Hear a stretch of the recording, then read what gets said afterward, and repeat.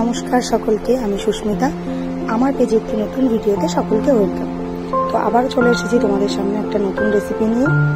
আজ রান্না করব খাসির মাংস। তো তার জন্য আমি এখানে নিয়েছি 1 কেজি খাসির মাংস।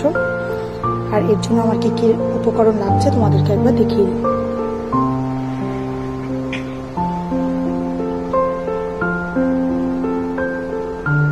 এখানে আমি জিরে, শুকনো লঙ্কা, এলাচ আর গোলমরিচটাকে একটু গরম জলের মধ্যে 5 মিনিট ভিজিয়ে রাখবো।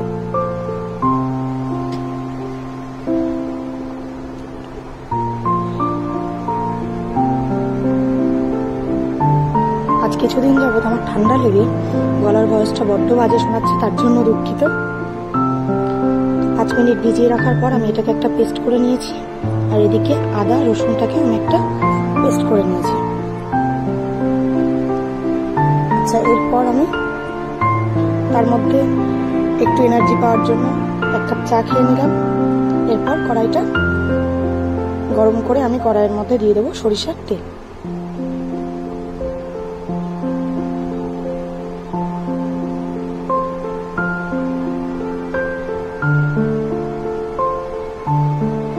তেলটা গরম হয়ে গেলে আমি এর মধ্যে কুচিয়ে রাখা পেঁয়াজগুলোকে দিয়ে দেবো এর মধ্যে।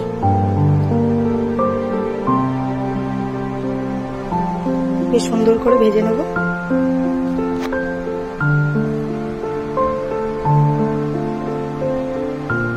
ভাজা হয়ে গেলে এর মধ্যে আমি দেবো আদা আর রসুনের পেস্ট।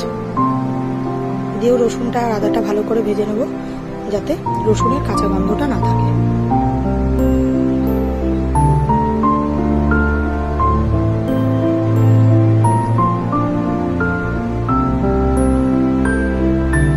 তারপর জিরে লঙ্কার যে পেস্টটা করে রেখেছিলাম সেটাকে দিয়েও ভালো করে কষিয়ে নেব। এরপর আমি একে একে মশলাগুলোকে দিয়ে দিচ্ছি। লবণ, হলুদ, একটু চিনি, লঙ্কার গুঁড়ো আর ধনে গুঁড়ো।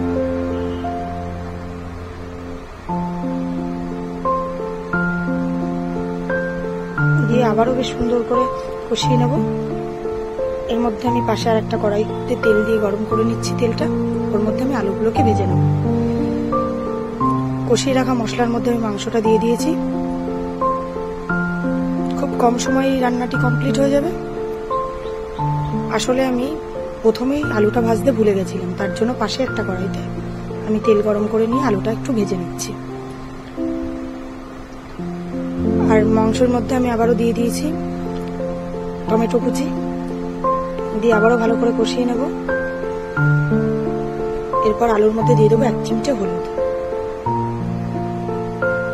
দিয়ে বেশ সুন্দর করে লাল লাল করে আলুগুলোকে ভেজে তুলে নেব।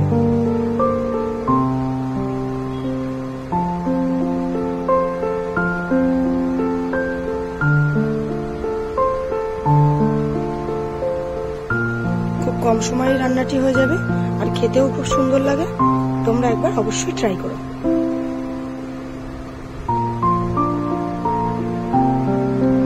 এরপর আলুটি একটি পাত্রে নামিয়ে নেব। এদিকে মাংসটাও কষানো হচ্ছে। আমি অল্প অল্প জল দিয়ে দিয়ে কষিয়ে নিচ্ছি।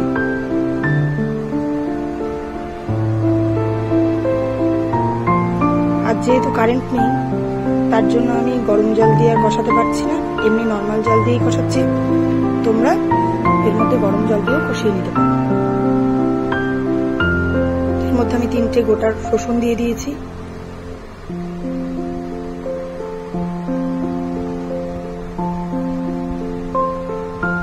দিয়ে এরপর আলুগুলোকে দিয়ে একটু নাড়িয়ে চাড়িয়ে নেব।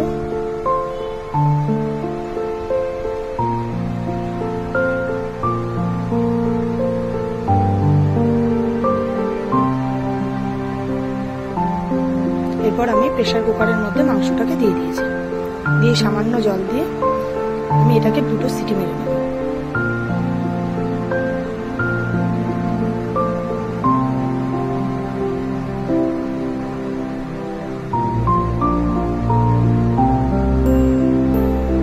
আমার মাংসটা বেশ সুন্দর সিদ্ধ হয়ে গেছে। এরপর আমি গরম মশলার গুঁড়ো দিয়ে বেশ সুন্দর করে নাড়িয়ে চাড়িয়ে একটু জলটা কমে আসলে আমি এটাকে নামিয়ে নেব।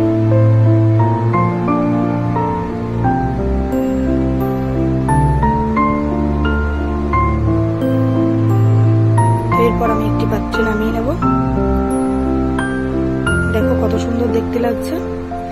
তো রেসিপিটি কেমন লাগলো অবশ্যই তোমরা আমাকে কমেন্ট করে জানিও। আর যারা এখনো আমার পেজটি ফলো করোনি একবার প্লিজ ফলো করে দিও, আর লাইক কমেন্ট শেয়ার করতে ভুলো না। টাটা, দেখা হচ্ছে নতুন আবারও একটি ভিডিও নিয়ে।